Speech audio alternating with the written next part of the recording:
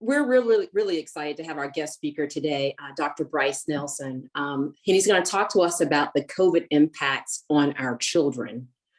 We know that many parents and caregivers are really concerned right now about the relaxing of COVID protocols in schools and other public places. And people are concerned about what the ramifications are and could be on the health and well-being of our children, especially children who may be suffering from other chronic illnesses or who may be otherwise immunocompromised. So we're really, really, really happy to have Dr. Nelson here to help us sort of think through these things. But before Dr. Nelson speaks, we will have Dr. Winn give his sort of general assessment on the state of COVID in the Commonwealth. Dr. Winn, you've been promising us for a while that you're going to be giving us some good news about this pandemic and us sort of turning the tide. And I'm hoping that today might be the day. So with any further ado, I will turn it over to you, Dr. Winn. Well, it's been 2 years of constantly coming in with some bad news. I'm going to come in with some not great news, but better news. We're going to call this a better day. The PCR positivity that we always talk to you about, meaning that, when that COVID PCR is positive and super high, it means that numbers of people are getting infected. We know that it had been high well past 22%.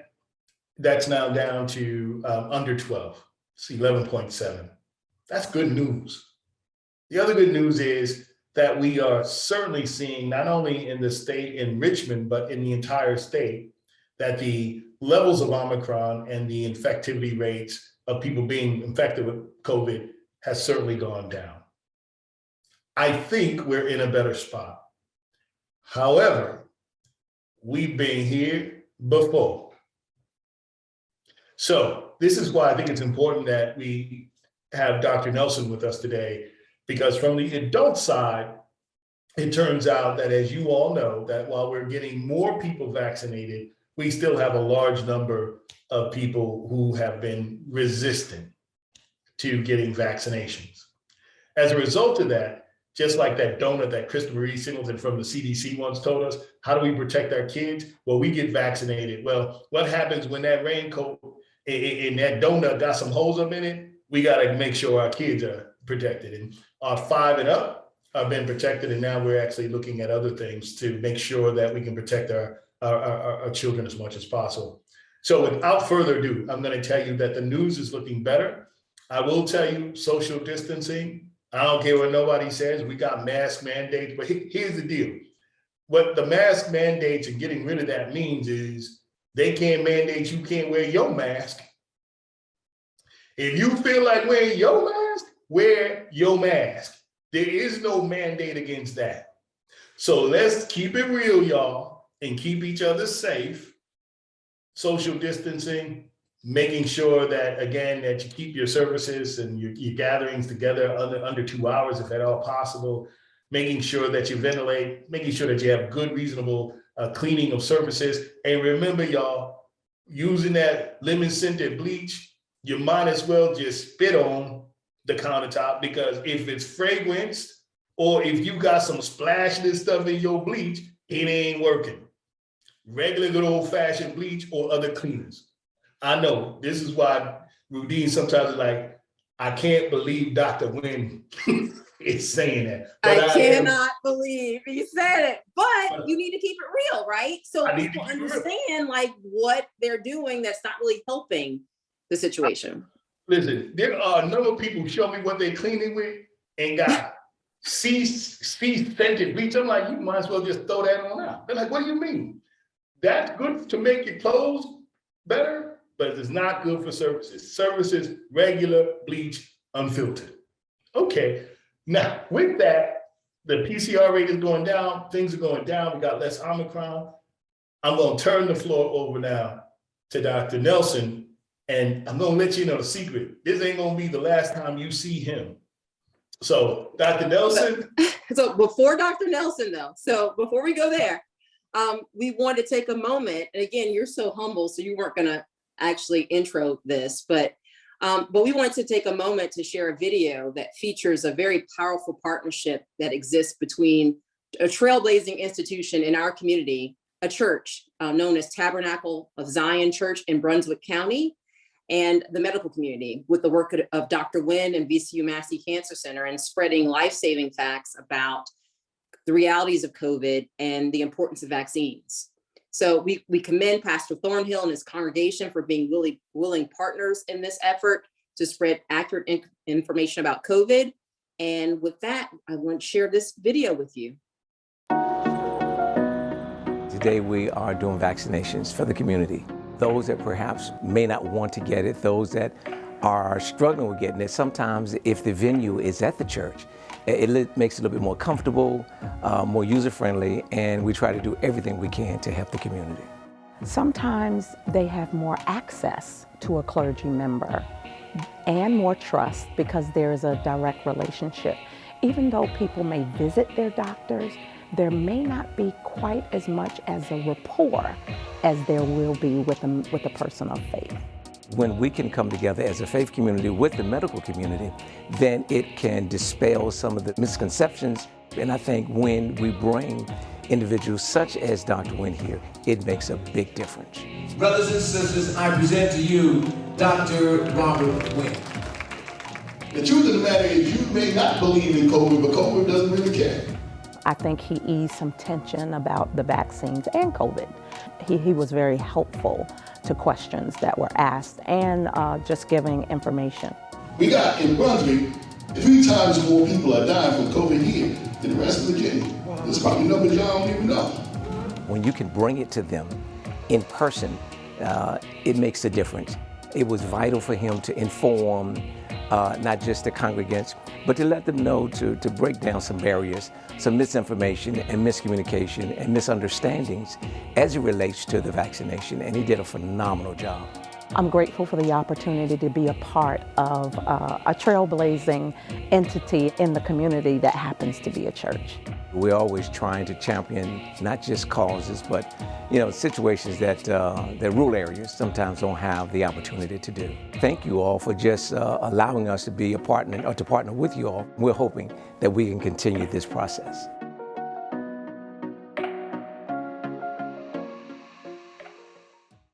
I cannot think of a better testament of facts and faith. And again, a huge shout out to Pastor Thornhill for opening up his arms to allow Dr. Winn to come and sort of spread the message about, COVID and again, the realities of it and what we can do in our communities to eradicate it. So with that, it's my privilege to introduce Dr. Bryce Nelson. Dr. Nelson joined the Children's Hospital of Richmond at VCU in February of 2019 as Division Chief for Pediatric Endocrinology. His areas of interest include type 1 and type 2 diabetes and transgender medicine. His research focuses on the prevention of type 1 diabetes and new pharmacological treatments for type 2 diabetes, as well as investigating the role of community engagement and peer monitoring in pediatric diabetes care. Dr. Nelson is a member of the Pediatric Endocrine Society, American Diabetes Association, American Academy of Pediatrics, and Endocrine Society. And once again, I have had lots of words to pronounce today, so I don't want to butcher any more of them. But Dr. Nelson, again, thank you so much for being here. I know you're going to present to us for a few minutes, and then we hope to moderate some questions for you. So to the extent that anybody on our webinar has particular questions for Dr. Nelson, please send them in the chat, and Dr. Winn and I will present them to Dr. Nelson at the appropriate time. With that, Dr. Nelson. Fantastic. Oh, well, everyone, this is such a blessing to me and such an honor. Thank you, Dr. Winn and Rudene and Dr. Ponder and the team that have made this an opportunity for me to come and share with you something that I'm obviously very passionate about. And just to let you know a little bit about me, so I am a pediatric endocrinologist. So that means that we're the hormone doctors. So we take care of children with different hormone diseases, thyroid disease, adrenal disease. But the most common thing that we take care of are children who have diabetes. And that is both type 1 and type 2. And that has been a long-standing passion of mine, even back to my medical and graduate school days. And so I've had 20 plus years of doing diabetes care and research now. And so this is a real blessing to be able to join the team here and continue some of the efforts we have going on at the Children's Hospital. But what I've been charged with today is to speak to you about COVID in children. And because this is a confusing time about how is COVID affecting our children?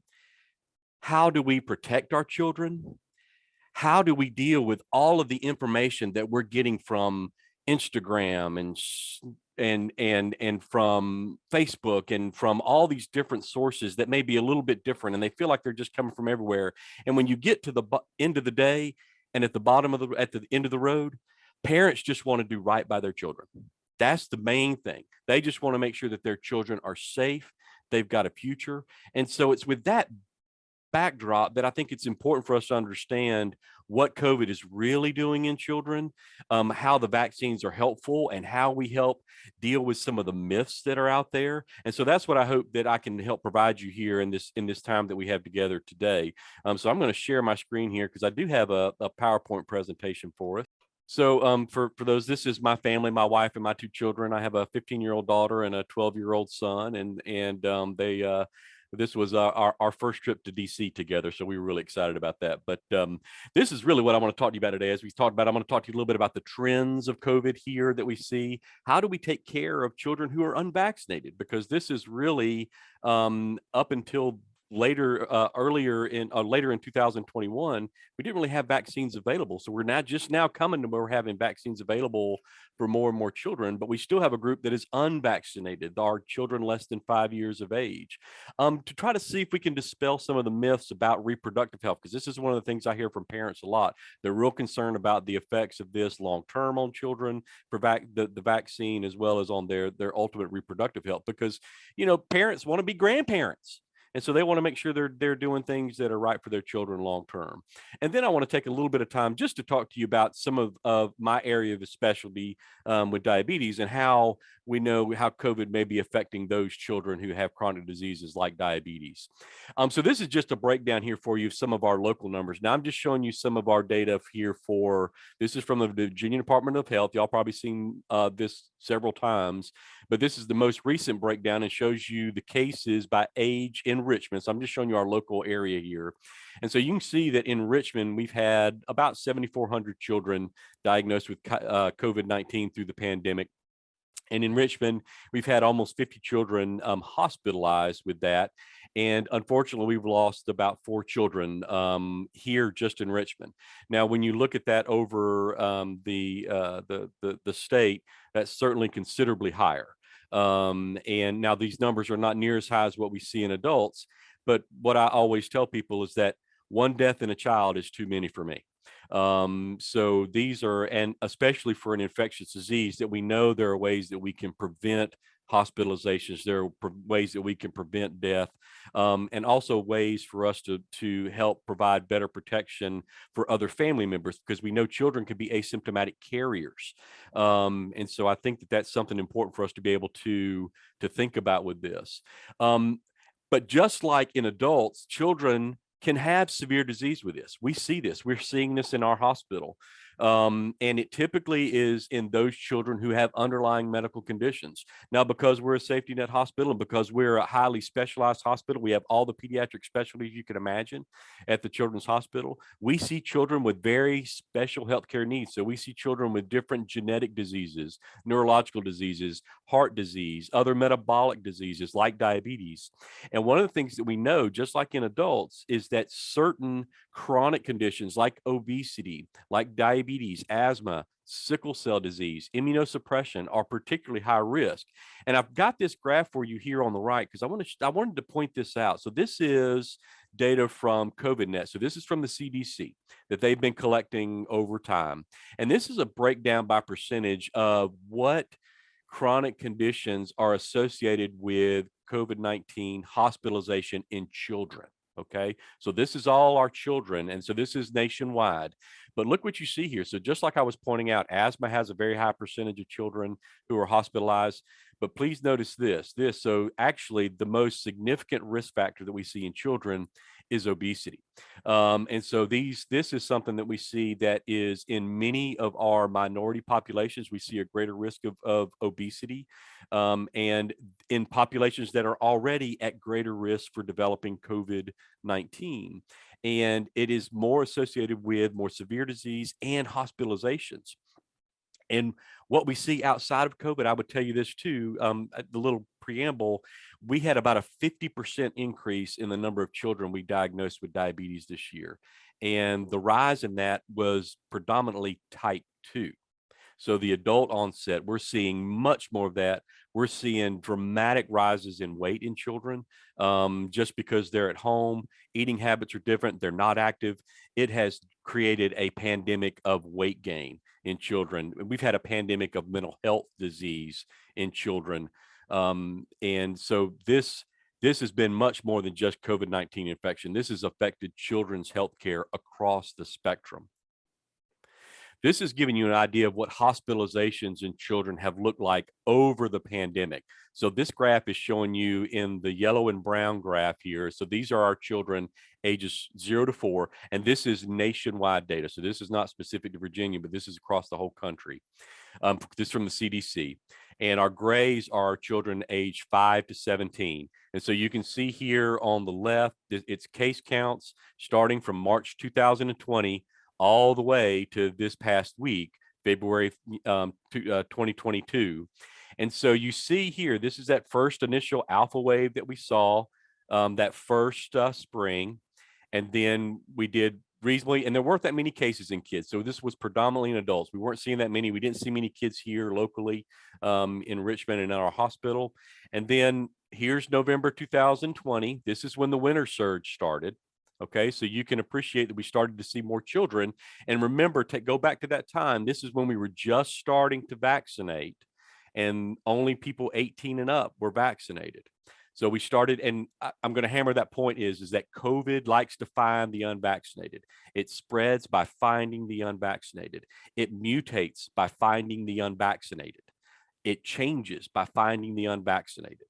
And so here, because children weren't vaccinated, they became an at-risk population. And sure enough, we saw rises in our COVID cases in children.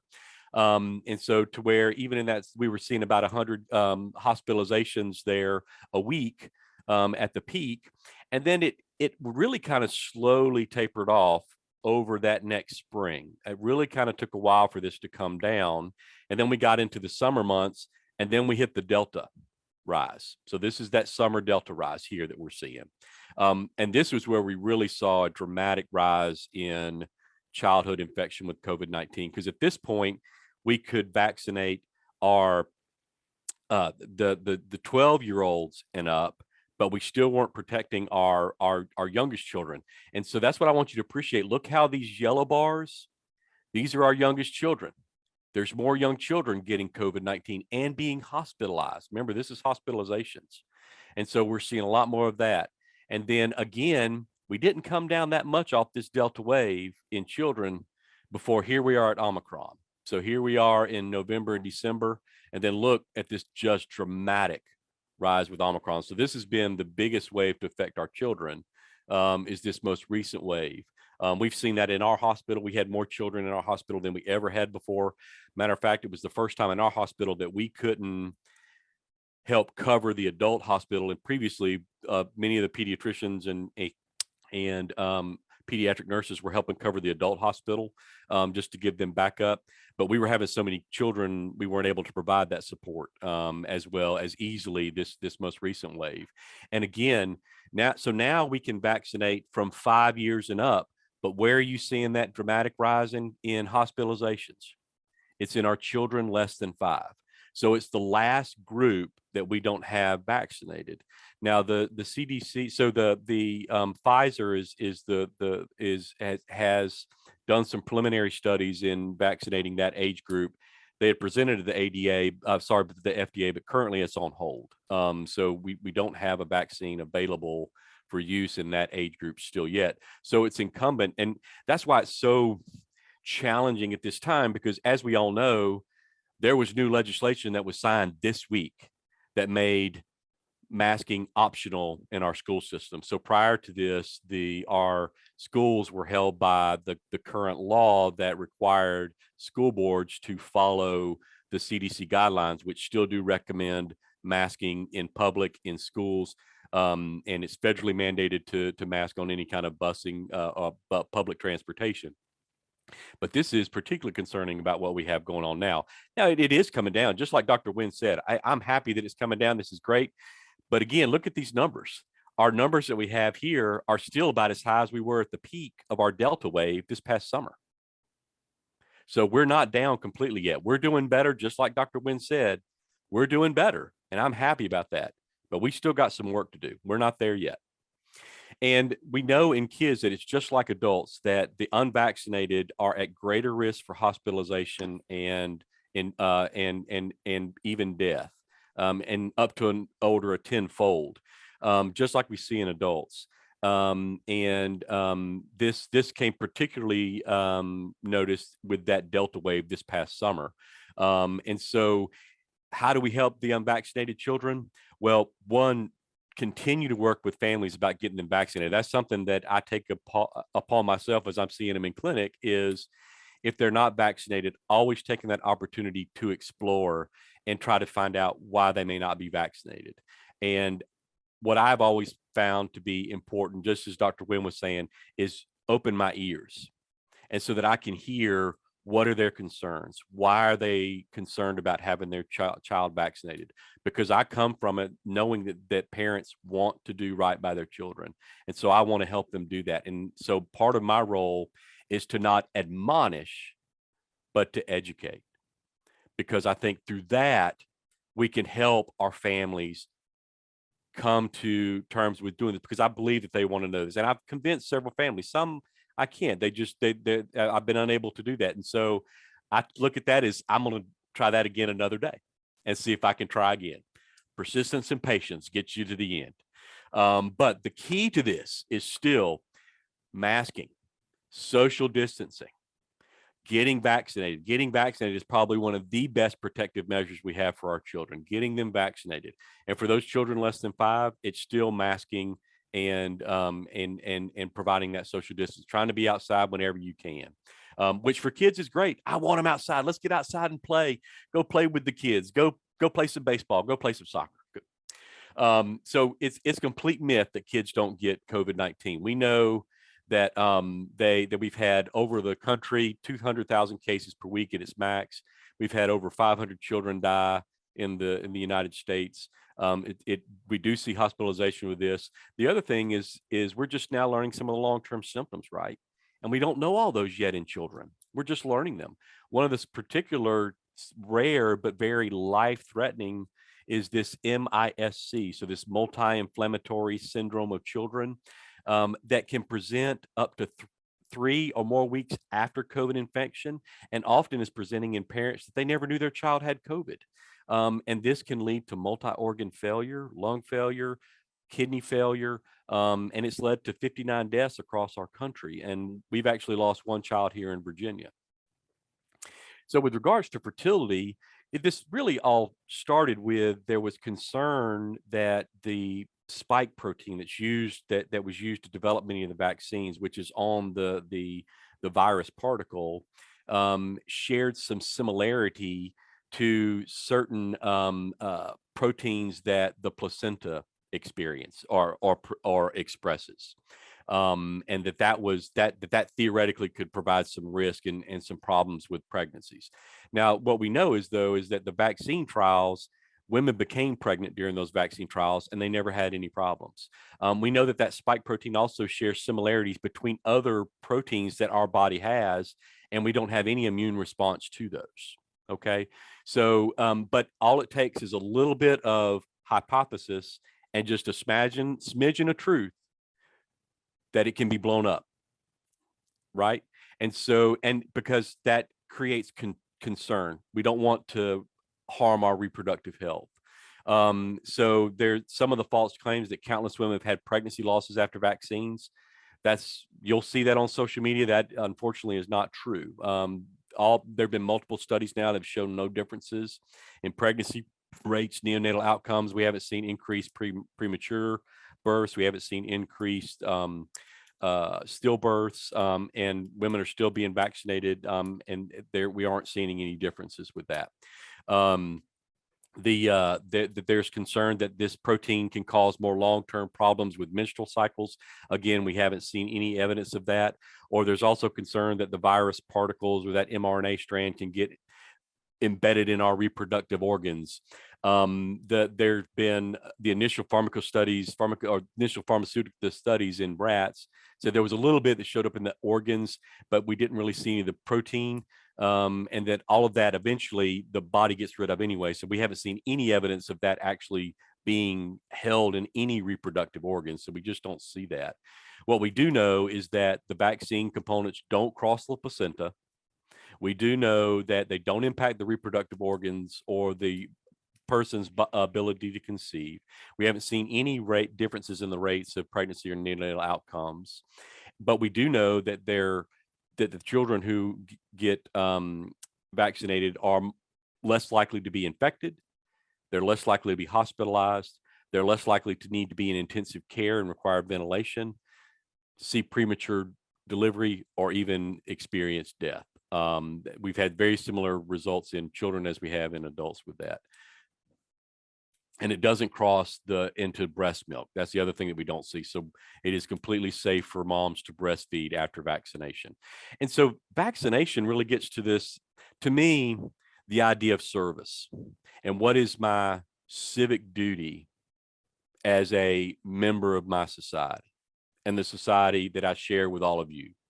And so while vaccines can carry some small risk for some side effects like aches and fevers and chills that happen initially, we really haven't seen any long-term side effects or any very serious side effects.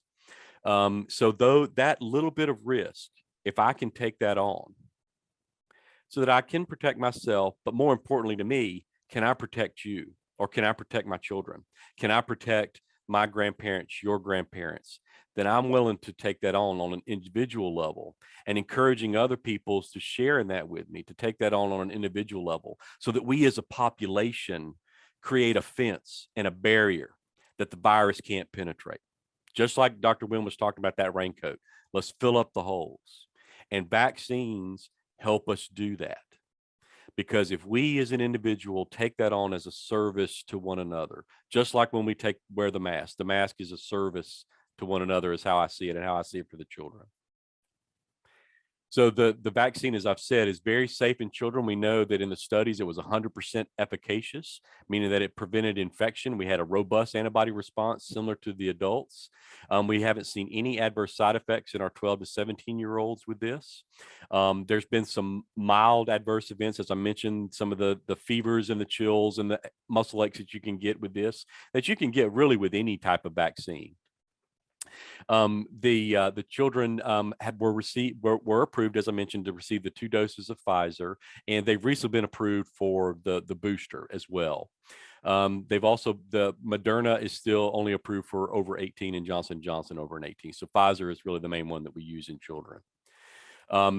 As I mentioned to you, trying to get kids vaccinated as soon as possible is a wonderful way for us not only to prevent infection, but serious illness. And that's really the key in children, so that we can prevent this serious illness. So it significantly reduces the risk of hospitalizations. So we know that, again, like we saw in adults, the children who are unvaccinated are the ones who we tend to see in the hospital and extremely sick with this.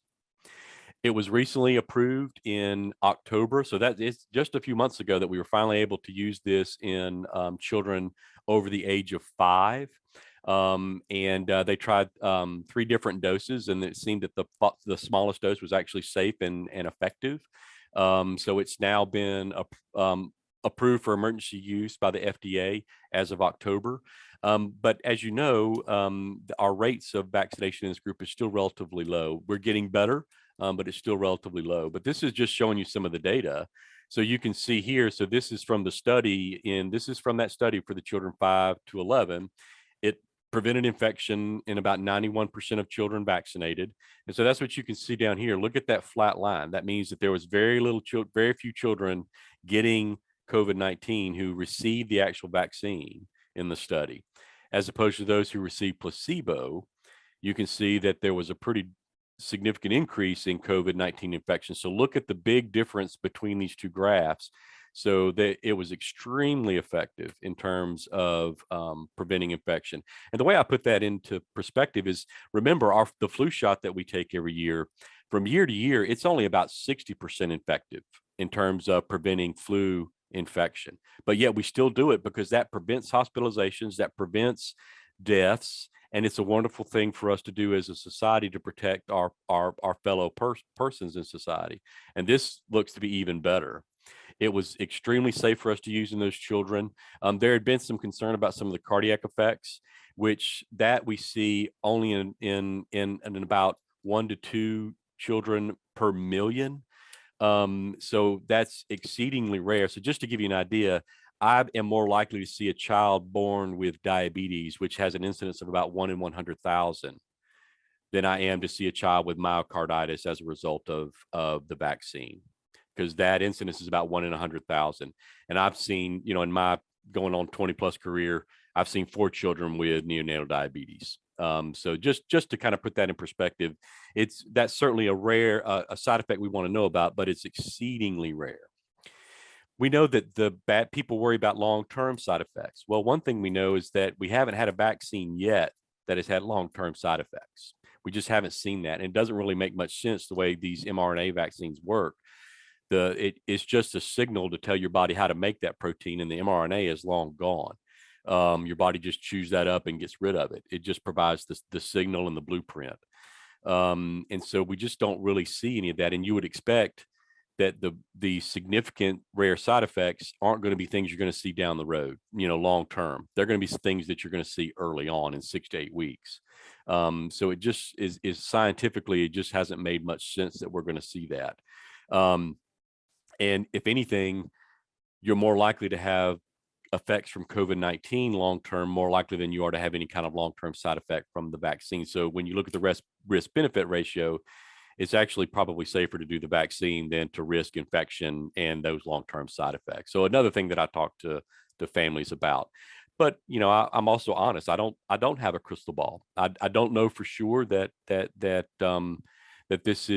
I can say that you won't have any side effects from it. I can't say that.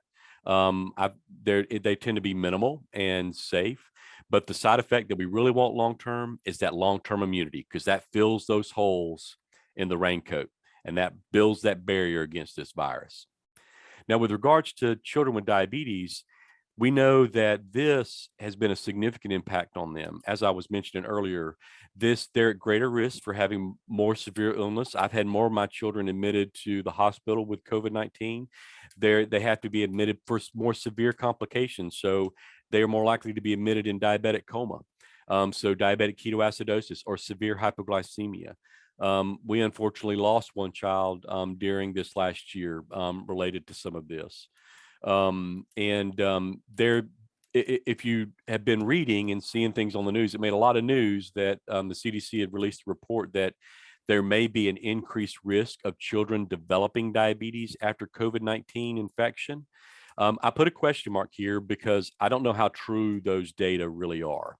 The study wasn't really well done, and the indices, they didn't really confirm diabetes diagnosis. They were just looking at diagnosis codes, which is not a good way to do that. And so a lot of us have questioned whether those data are really true. But what I can tell you is that we have certainly seen more children diagnosed with diabetes, not necessarily because of COVID-19 infection, but as I mentioned to you, I had 50% rise in our number of children diagnosed with diabetes just this last year. And that leads us to that last thing we're talking about, diabetes in school and masking in school. With the mask mandate now no longer a part of law, where it's now optional for parents in school, the way I counsel folks about that is it is still better to wear a mask in school. If families choose to not do that, I still encourage my families with diabetes to wear masks. I encourage all my children, especially if they're unvaccinated, they should be wearing masks, because that is the best way to protect them. And the best protection with masks is if everybody's wearing masks. The next best thing is if you're wearing a mask, if someone else isn't. the least protective if nobody's wearing masks. So it still provides some protection. It's not the best, but it's some. And I hope that we can still keep kids safe as much, and parents continue to work with this, and I'll continue to talk with them. But those tenets of social distancing and mask wearing are so important. So I have some sources of information for you here that you can look up. So there's certainly great information from the CDC, American Academy of Pediatrics, ADA, the Juvenile Diabetes Research Foundation. On social media, you can look at your local epidemiologist. On Instagram, Dr. Risha Hoshino, or the slide I presented about the fertility. That's Dr. Nini and the Brain. I was an epidemiologist on Instagram that has a lot of good information. So some things that you can pass on to families and share, especially if a lot of them use social media. So remember, there's no risk-free choices, but there are choices that take different risks. And if we as parents take this information that's available to us, then we can work together to make the best choice for our kids and ultimately the best choice for our society. So I'm happy to take any questions, and I really appreciate this time and this blessing to be able to talk to you all. Thank you so much for your attention. Nelson, that was fantastic. I'm going to open up with a couple questions, I think, from our panel, and then we're going to open it up to everyone else. First question I had is, if a kid actually had already had COVID, why do they need a vaccine? That's a great question. So, one thing is that we know is that this virus, if we've learned one thing, this virus loves to mutate, and it loves to change, and it finds ways to change. And so we know that even that there have been rates of reinfection, so children can still get a second infection. And so you're helping to protect that child. But the more important thing is that what we know, at least in kids, is that vaccine actually may do more to help with herd immunity. That idea that we're filling those, that, as you said, Dr. Winn, that we're filling that raincoat, that we're filling those holes, that helps us provide that protection for everybody. So not only for that child, but it's still providing protection for everyone. Outstanding.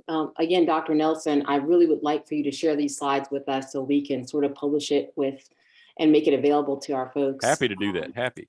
You went from A to Z with COVID impacts on children, but the one thing that really stuck out in your presentation was this idea about us opening our ears when people are showing vaccine hesitancy, because you said it's really important that we understand that this virus likes to find the unvaccinated. So my question for you is, in those cases where you've actually had a breakthrough and were able to convince parents, hey, you need to really get your child vaccinated, can you tell us like an example of like what it was that you said? What was it about the circumstance that you think kind of pushed them over the edge? Yeah, I'm happy to do that. So what, again, the way that I try to approach that is with open ears and be a listener, because I think that, as I said, I had the advantage in kids that parents want to do what's right by their kids, and they're bombarded with so many different ideas and so many bits of information, and they feel like things are changing. They don't know what's true, and they don't know, and so they just don't know.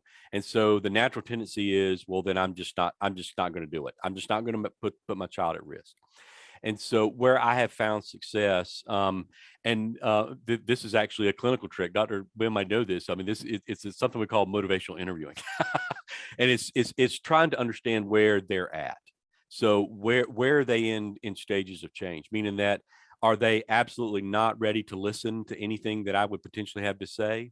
Or are they ready to engage in a conversation? So that's really what I do first. Are they ready to engage in a conversation? I've never found it helpful to look at someone and point at them and say, you need to do this because I'm a doctor and I say you need to do this. I've never found that to be very helpful. And I was kind of trained in a time where we were moving away from that paternalistic kind of idea of medicine, that I haven't found that. I found it much more engaging if I can engage. And so you have to find out where they're at. And so if I see that they're not quite ready, then I ask, would you be okay if I share with you at least some information that I have? And if they don't want to hear that, okay, I don't push it at that point. And then I wait for the next time and I try again. I throw my line in the water, because sometimes you throw the line in the water, you don't catch anything, right? But every now and then you're going to get that lure right, and you're going to reel them in. Right. So you just keep trying. But where I've had success is where I've been able to engage in conversation. So where I've been able to ask them, what have you heard? And what are you concerned about? Please tell me what your concerns, what your fears are, and validate those. I never try to tell them that a parent that they're not reasonable about what they care about, because they're concerned for their child. And so I try to approach in that fashion. And then I just provide information and reflectively say, okay, I heard what you said, and here's some data that we've had. And that's where I've had success, when I've been able to do that, because I think really the key is you got to be able to establish rapport with your patient, and where they're willing to engage you in the conversation and listen to you. But you're only going to get that, in my experience, if you engage them with your ears. So there's a question that's on deck. Why are some state leaders getting rid of the mask mandate when facts tell us that children are better protected by wearing a mask? And Dr. Nelson, you may have some, and I will certainly have maybe a comment or two to add. Yeah. Well, so my comment on that is I think, unfortunately, we have let public health be politicized. And, so I always try to focus on the public health.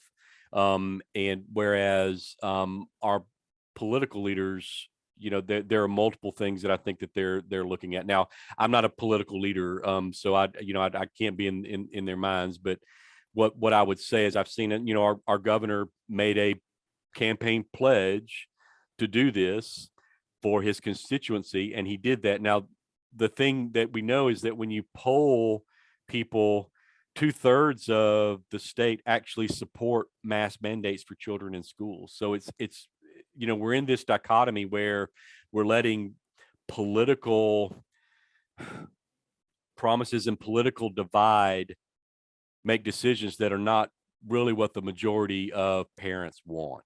And I think that that's what we're seeing here in Virginia. We've seen it across the country. We've seen it over the last year. And so what I try to do is just continue to advocate the best that I can. It's still best for us to provide the support. We all tried to stop this when he did the executive order. When the governor put in the executive order that made it optional, but was actually against law. That the law right now is that you have to follow the CDC guidelines, but they now have passed the law that is not the case anymore. So now they've made that mask optional. What do you think about folks who would say, because this is the official line of why we got to getting rid of the mask mandate, the science just isn't there for the masks? I would say they haven't read the science. Or pseudoscience. The official line has been of why that decision got made is because there has been no science evidence, or the science evidence is inconclusive. So what's your response to that, Dr. Nelson? Well, I would say that they're picking, they're providing confirmational bias, is what we call that, right? So they are finding, Dr. Winn, right, that they're finding little bits of things that support their hypothesis, instead of thinking scientifically and saying, the question is do masks provide protection, as opposed to masks don't provide protection. And then you find little bits of study that support that. Whereas a scientist says, do masks provide protection? And then you test it one way or the other. And if it comes out that they don't, that's the answer. But in actuality, when that's been studied in multiple different studies throughout the pandemic, the masks have clearly, time and time again, shown that they can be effective. Now, could there be differences with, say, the Omicron variant than the Delta variant? There might be. And that's one of the things, right, Dr. Winn, where this is science in real time. People are seeing right now science in real time, that there's a reason we call it research, because we do it over and over and over. That's what scientific rigor is that we look for the truth, whatever the truth may be. And it's not about trying to find support for what you think it should be. It's about what the truth is. And confirmation bias. Up here on the Fact-Based Friday talking about you. All of the science. All of the science. So I love it. The floor, you have the next question.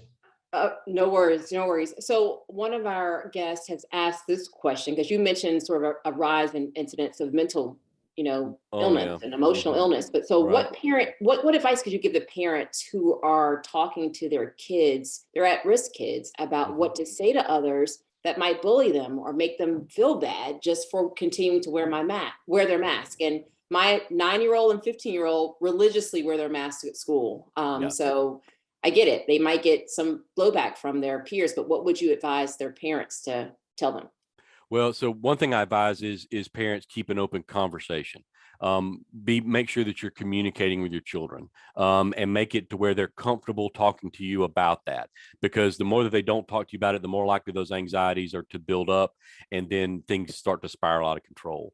And so, part of the thing is to be honest with the children that you're protecting yourself, you're protecting someone else, and that if you are having problems with that, please come and talk to me. And if that's causing you anxiety, please come talk to me. And if it's getting to the point where it's impacting how the children are performing in school, they're performing at home, you're concerned, or they're starting to have more anger issues, because children can express mental illness or mental anguish as anger, as depression, as silence, as decreases, poor school performance, retreating from their peers.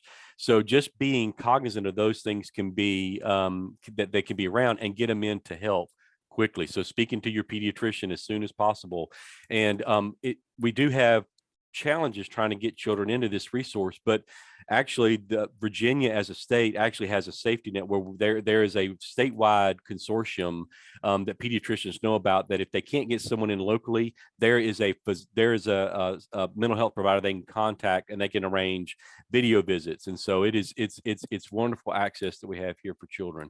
But the biggest thing is make sure that you're talking to your children, especially at this time. Make it a comfortable place at home for them to talk about their anxieties and their fears, not to downplay them. Mr. Rogers told us, right? We're entitled to our emotions. Our emotions are real. It's just how we deal with those is the important part of that.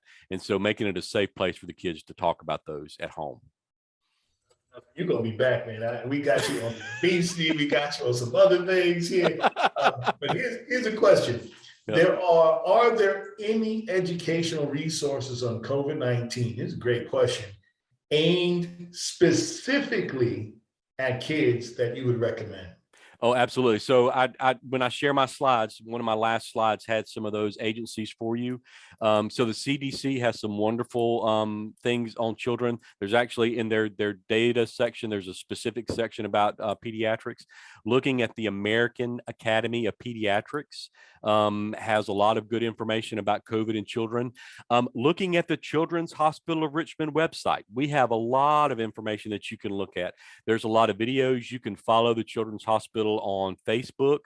We post videos in education. I did a video last year about diabetes in school. So you can look up many of those videos. They're on YouTube. And so, looking at the Children's Hospital for that information.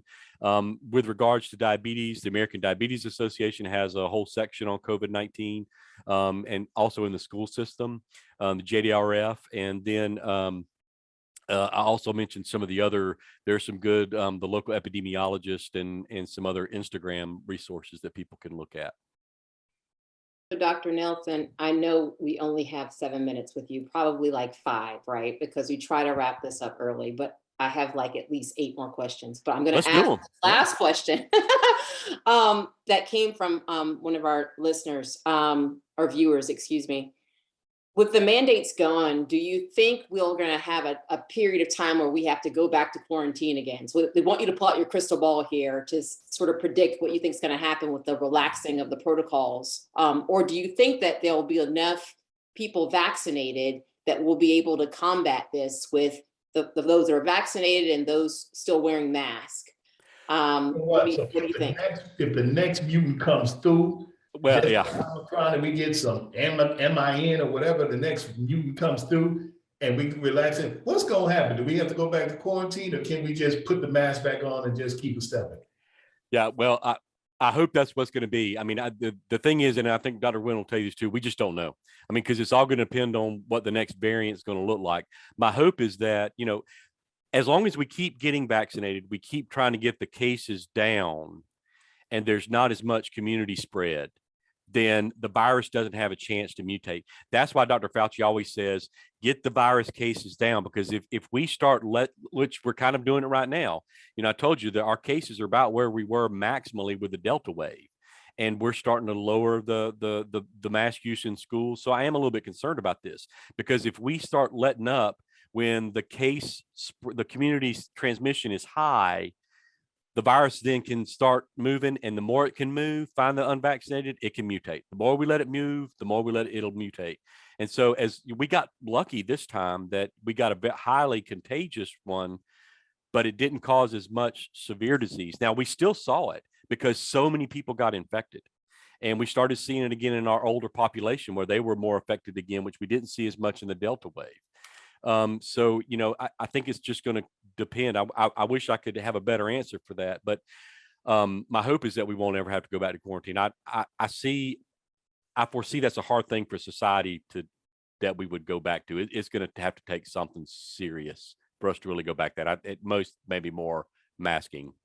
I don't know if we'll ever go back to quarantine. My personal opinion, I just don't think that we'll be able to do that. Society won't the country won't let them do it.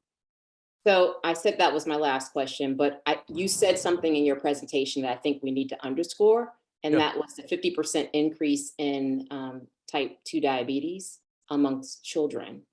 What would be your parting thoughts about what we could do to encourage parents and kids to get more active or reduce the risk of diabetes? Well, I think if you have had issues with your children with some weight gain, one, don't take blame. Don't feel full of blame. Don't feel full of guilt. Don't feel full of shame. That's not what this is about. This is about finding help. Go see your pediatrician so that you can get help. It's not about being at blame. It's not about being at fault. This is, we all as a society, we're going through something that we have never thought we would experience, and we did. And so this is just one of the things that happened. And so it is something we just have to deal with. And so I would say go to your pediatrician and ask for help, and then so that they can help. I wish I could tell you there was medication that can help. There's often not medication, but it is especially in my clinic, we have something called the Healthy Lifestyle Clinic that is specifically geared to help families with that. And we have wonderful, caring people that have hearts that are bigger than this screen that are here to help. Not to judge, not to blame. It is about how do we help these families do this? Because again, we've also had to deal with food deserts. We've had to deal with food insecurity. And so that also contributes to this. And so, you know, just seek the help if you have that. That way you can get in so that you can get to the programs that can help your children start eating healthier again and start helping get exercise. Oh, Dr. Nelson, talk about some grace and humility. Come on, man. Thank you, sir. Yeah, thank you. I try to live that way. That's why he wants me to live. Thank you so much for being here with us today. And of course, we are going to ask you to come back. So hopefully you'll accept our invitation. I would be happy to come back at any point. This has been a blessing, and I really am thankful for the work that this group does. And Dr. Winn, thank you, and Dr. Ponder and Rudene and the team. Y'all, thank you so much for letting me be a part of this. This was a blessing of my day and a blessing of my week. And I certainly wish everybody a happy Friday and blessings and safety to your family. Thank you, Dr. Nelson. All right.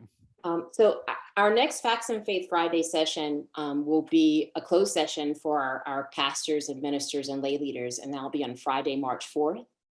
If you are a pastor, lay leader, associate minister, and we don't have your email address, please send it to MCC.